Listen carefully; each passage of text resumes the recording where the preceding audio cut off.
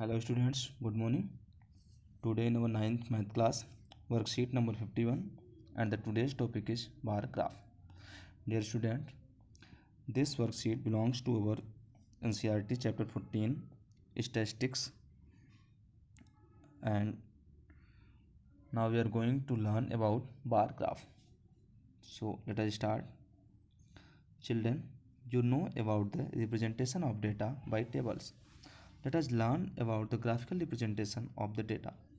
Usually, comparison among the individual items are best shown by means of graph. मतलब अगर हमें individual items को represent करना हो तो वो बहुत अच्छे तरीके से बार ग्राफ से या ग्राफ से रिप्रेजेंट किया जाता है. बार graph is one of the various method of graphical representation of the data. किसी भी डेटा के ग्राफिकल रिप्रेजेंटेशन का जो सबसे एक अलग टाइप का मेथड है हमारा bar graph. Bar graph is a pictorial representation of data in which usually bars of uniform width are drawn with equal spacing between them on axis says the x axis. जो bar होते हैं हमारे वो axis यानी generally x axis पर equal distance पर draw किए जाते हैं. ठीक है, जो एक बार से दूसरे बार की डिस्टेंस होती है वो इक्वल होती हैं और जो हमारे बार होते हैं वो भी यूनिफॉर्म होते हैं. ठीक है, uniform depicting the variable. The values of the variable are shown on the other axis. और जो वेरिएबल की वैल्यू है वो दूसरे एक्सिस पे है ना. जो हमारे बार ये वेरिएबल की वैल्यू ये वाई एक्सिस यहाँ पे बना दी जाएगी. ठीक, और जो बार बनाए जाएंगे वो एक्स एक्सिस के लॉन्ग बनाए जाएंगे. ठीक है, and the Heights of the bars depend on the various values of the variable. और जो ग्राफ की हाइट है, बार की हाइट है, वो वेरिएबल की वैल्यू पर डिपेंड करती है. By observing a bar graph we can easily answer the question related to data. हम बार ग्राफ को देख करके क्वेश्चन से रिलेटेड डेटा को इजली ऑब्जर्व कर पाते हैं. There are various steps to represent the data in form of bar graph. Let us understand it with an example. तो डियर स्टूडेंट्स, एक्चुअली आपने अगर ऑफिस में ध्यान दिया होगा तो हमारे पिछले ईयर्स का रिजल्ट वहाँ पे शो किया गया है और वो ग्राफ के माध्यम से बार ग्राफ के माध्यम से शो किया गया है. ठीक है, कि हमारा जो रिजल्ट था वो 2017 में आप देखोगे कैसे बना हुआ है. ठीक है, फिर 2016 में. तो इस तरीके से एक रिप्रेजेंटेशन हुआ है, वो बार ग्राफ ही है. ठीक है, आइए और इसको हम अच्छे से एग्जाम्पल्स के हेल्प से समझते हैं. Following table shows the monthly expenditure of a family of various items. Draw a bar graph to represent the given representation. सबसे पहले हम एक टेबल देखते हैं. ये टेबल है कि एक फैमिली के एक्सपेंडिचर का टेबल है.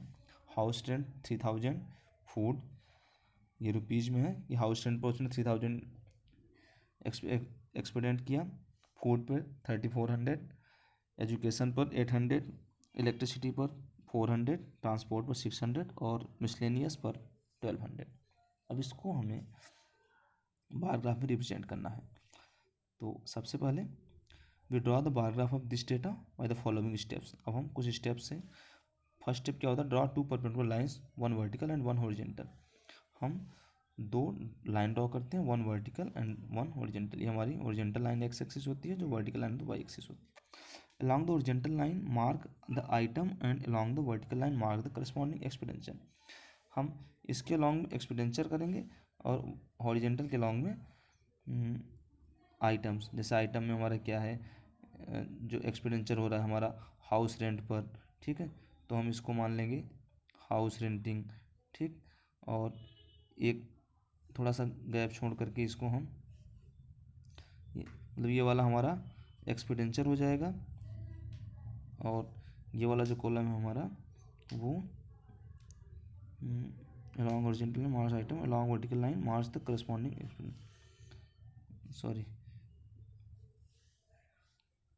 जो एक्स एक्सिस है आइटम्स मतलब एक्स एक्सिस के अलॉन्ग में हम आइटम्स मतलब क्या क्या हो रहा है, हाउस रेंटिंग वगैरह, और इस पर हम एक्सपेंडिचर अपना वाई एक्सिस पे एक्सपेंडिचर लिखेंगे. ठीक है, अब क्या करते हैं कि mark make bars of same width keeping uniform gap between.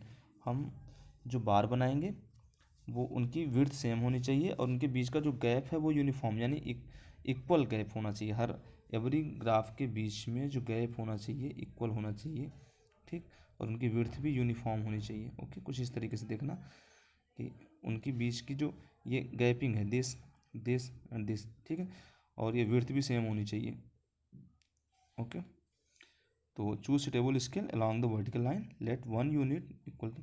अब देखो बेटा यहाँ पर क्या है कि जो वैल्यू है वो 3000 3400, तो एक्चुअल में हम इनको बार ग्राफ डायरेक्टली रिप्रेजेंट नहीं कर सकते, तो हम यूनिट को छोटी मानेंगे, ठीक है। हम ऐसे रिलेट कर लेते हैं कि जो वन कॉलम है उसको 200 मान लेते हैं, ठीक है। वाई एक्सिस का जो वन कॉलम है उसको 200, आप देखो यहाँ पे है ना, वन कॉलम को 200 400 600 800 12 1000, ठीक है, ऐसे हम रिलेट कर लेते हैं।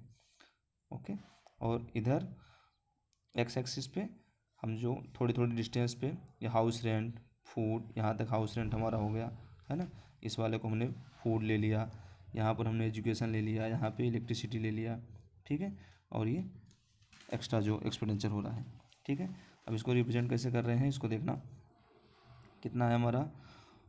हाउस रेंट हमारा 3000 है, तो हाउस रेंट वाला कॉलम हम कहाँ तक ले जाएंगे 3000 तक, है ना। इसको ये 3000 तक यहाँ तक ले गए और ऐसे हम कर दिए, ठीक है। नेक्स्ट में हमारा कितना है 3400 है इलेक्ट्रिक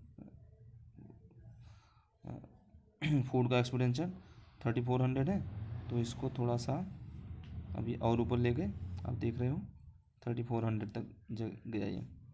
ओके, ये वाला कॉलम हमारा 3400 हो गया और ऊपर ले जा करके, ठीक है। और नेक्स्ट में हमारा क्या है, नेक्स्ट है एजुकेशन 800 इलेक्ट्रिसिटी 400, तो एजुकेशन वाले कॉलम को हम ये वाई एक्सिस पर हम 800 तक ले जाते हैं, ठीक। ये 400 है ना, इस तरीके से हमारा ग्राफ जनरेट हो गया। अब ठीक है, आप इसको बेटा ग्राफ करिएगा और ग्राफ पे करते इसके सारे क्वेश्चन जो आप करोगे ना ग्राफ पे करोगे और उसके बाद अपनी कॉपी में पेस्ट कर देना, ठीक। और फिर फ़ोटो क्लिक करके सेंड करना।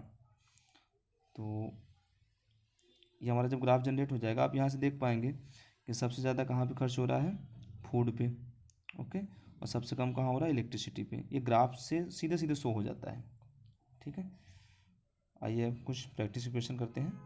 Given below are the seats won by different political parties in the polling outcome of a state assembly election। किसी किसी स्टेट के स्टेट असेंबली इलेक्शन के पॉलिटिकल पार्टीज का जो पोलिंग आउटकम है वो गिवन है, ठीक है। पॉलिटिकल पार्टी ए सीट कितना वन है 75, बी का 55, सी का 37, डी 29, ई 10 और एफ 37। ओके, तो अब इसको हम draw bar graph to represent the polling results and discuss what conclusion can be arrived at from the graph. तो बेटा इसको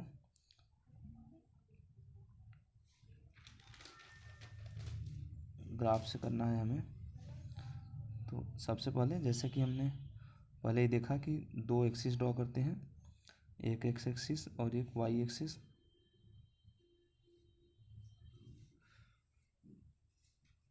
हमारा एक्स एक्सिस हो जाएगा और ये हमारा वाई एक्सिस हो गया, ठीक है। तो एक्स एक्सिस पे हम पॉलिटिकल पार्टी ले लेते हैं, ठीक। यहाँ पर ए, अगली पार्टी हमारी बी, अगली हमारी सी, ठीक है, ऐसे ले लेंगे। और ए इधर जो वाई एक्सिस है उसके हम एक कॉलम को 10 10 का ले लेते हैं, 10 20 30 40 50 60 70 और ये 80। अब देखो पार्टी ए कितना विन करे 75, तो ए वाले बार को हम 75 तक ले जाते हैं, 70 और 80 के बीच में ये कुछ यहाँ तक हो जाएगा। आप ग्राफ में एग्जैक्ट करिएगा बेटा, यहाँ पर थोड़ा सा वैसे दिख रहा है, ये हमारा 75 हो गया, ठीक। और बी कहाँ तक है 55 तक, तो बी को हम ले जाते हैं ये यहाँ तक ड्रॉ कर देंगे, 55 बन गया ये, ठीक। आप ये ध्यान रखिएगा कि इनके बीच की जो डिस्टेंस है इक्वल होनी चाहिए और बार की विड्थ भी यूनिफॉर्म होनी चाहिए, ठीक है। सी कितना है 37, तो सी ले जाएंगे ये 40 से थोड़ा सा नीचे, ठीक है। अब इसी तरीके से आगे ड्रॉ कर लीजिएगा। ओके, अब यहाँ से discuss what conclusion can arrive from the graph. Graph से क्या कंक्लूजन निकल के आता है, तो ग्राफ से ये निकल के आ रहा है सबसे जो बड़ी पार्टी है ना 75, सबसे ज़्यादा सीटें जीती हुई हैं, और सबसे कम सीटें किसने जीती हैं, ई ने 10। ए ने सबसे ज़्यादा सीट जीती, ई ने सबसे कम सीट जीती। ठीक है, अब सेकंड क्वेश्चन है, following table shows the number of bicycle manufactured in a factory during the year 1998 to 2002। 1998 से 2002 तक किसी बाइसिकल कंपनी ने जो फैक्ट्री ने जो बाइसिकल मैन्युफैक्चर किया है उसका दिया गया। 1998 में 75, 1999 में 55, 2000 में 37, 1 में 29, 2 में 10। Draw bar graph to represent this data by choosing a scale of your choice and answer. क्या आंसर करना है, in which year the maximum, तो आप मैक्सिमम मिनिमम सीधे दिख रहा है 1998 में सबसे ज़्यादा हुआ है, मैक्सिमम हुआ है 75, और मिनिमम कब हुआ है 2002 में मिनिमम हुआ है। ठीक है, ओनली 10।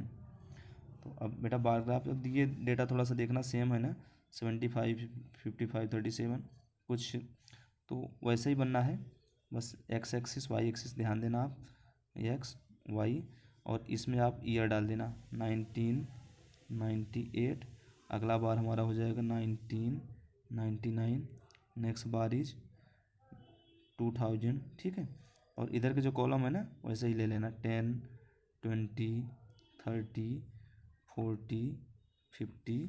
ठीक है, और 60, 70 करके, अब जैसे पहला है 75 तक तो इसको वैसे 75 तक बना देना है ना। नेक्स्ट क्या है 55 तक है, या 55 तक हो जाएगा, उसके बाद 37 है ना। तो बेटा उसी टाइप से बनना है, आप ग्राफ पर प्रॉपर तरीके से बनाना, उसके बाद कॉपी में पेस्ट करके सेंड करना। ठीक है बेटा, ओके, थैंक यू, मिलते हैं नेक्स्ट वर्कशीट में।